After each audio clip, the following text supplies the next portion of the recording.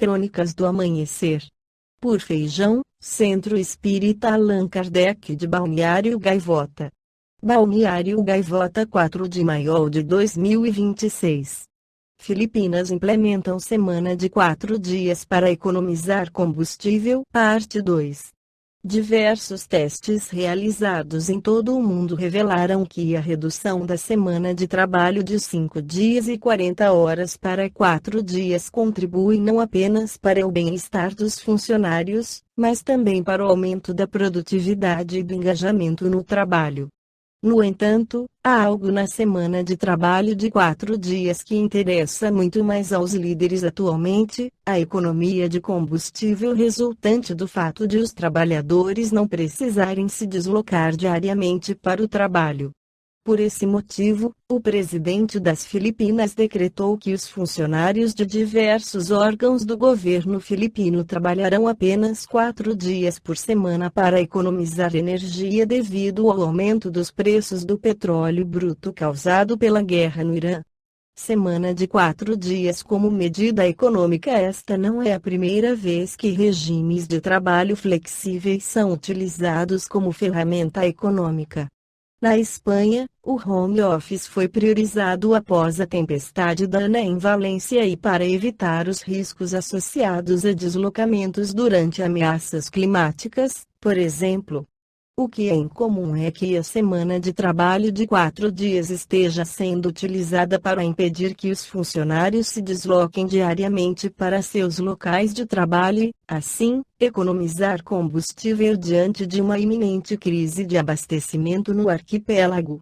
Conforme delineado no Memorando Circular número 114-A, publicado pelo governo filipino, a medida afetará todos os servidores públicos a partir de 9 de março. Embora a semana de trabalho de 4 dias pareça um conceito novo, na verdade não é novidade nas Filipinas.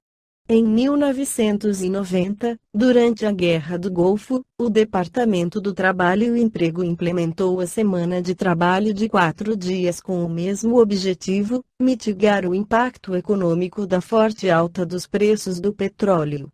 A história está se repetindo em circunstâncias muito semelhantes. No livro Chico Xavier Pede Licença, José Herculano Pires apresenta a mensagem do irmão Saulo e o seu comentário: sempre que tentados a desertar de servir, alegando falhas e imperfeições, convém observar as lições lógicas da natureza que encontra no trabalho o seu próprio caminho de evolução e aprimoramento. Se a semente desistisse de germinar, a face do claustro de barro que a constrange, não forneceria o fruto que alimenta o homem e, tanto melhor produz, mais atenção recebe do pamicultor.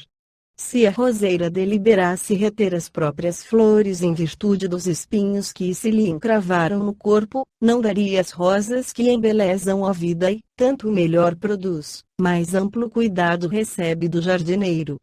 Se a fonte recusasse beneficiar o solo, porque seja obrigada a transitar sobre o leito de pedra e lama, se o metal resolvesse frustrar a sua própria utilidade para não suportar o cadinho fervente, se o animal teimasse indefinidamente em recusar a própria domesticação, alegando a extrema agressividade em que ainda se vê, assim por diante, todos nós, os espíritos encarnados e desencarnados, em desenvolvimento na Terra, nos achamos, por agora, muito longe da condição de angelitude, enquanto que os elementos outros da natureza se encontram ainda infinitamente distantes da condição humana. Sem dúvida, por dispor-nos da razão, temos o dever de melhorar-nos constantemente, mas não nos será lícito alegar defeitos e incipiência para fugir à colaboração no levantamento do bem de todos, de vez que é justamente pelo proveito de nossa vida que somos observados ou valorizados na cincoída superior. Amemos, assim, em nosso próprio trabalho, o dissolvente de toda sombra que ainda se nos agregue aos domínios da alma.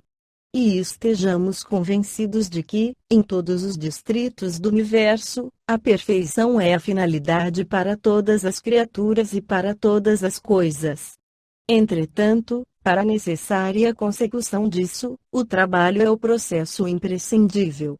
E o irmão Saulo O trabalho é o propulsor da evolução. Tudo trabalha, diz Emmanuel.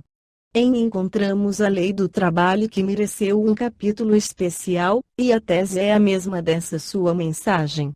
Em correlação com a doutrina espírita podemos encontrar várias teorias filosóficas. Lembremos-nos de Bergson e a teoria do elan vital. A vida infiltrando-se na matéria, dominando-a e criando as coisas e os seres. Mas lembremos-nos, também, de Dewey e a sua teoria da experiência universal. Tudo é experiência, pois há um princípio vital em todas as coisas da natureza. A própria dialética de Hegel e sua derivação materialista correspondem à teoria espírita do trabalho universal. Quando Emmanuel estabelece relações entre a semente, a roseira, a fonte, o metal e o animal, não está fazendo apenas comparações ou figuras, mas ilustrando com os exemplos naturais o princípio espírita da evolução.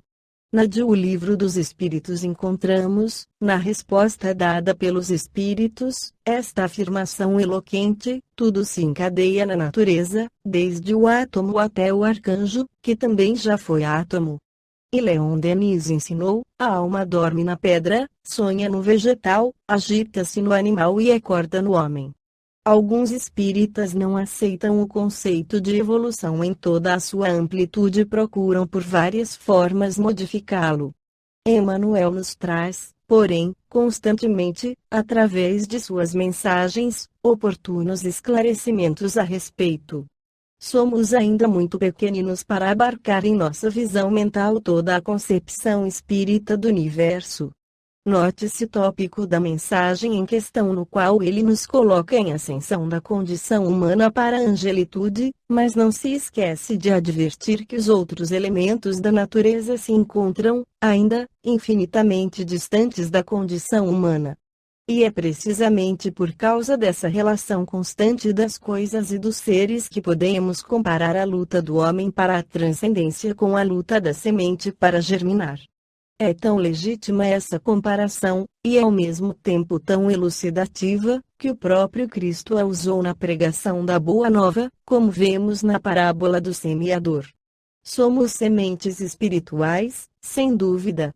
E como as sementes materiais, temos de trabalhar no seio da matéria para que o plano divino, encerrado em nós, se atualize na germinação e desenvolvimento do nosso espírito.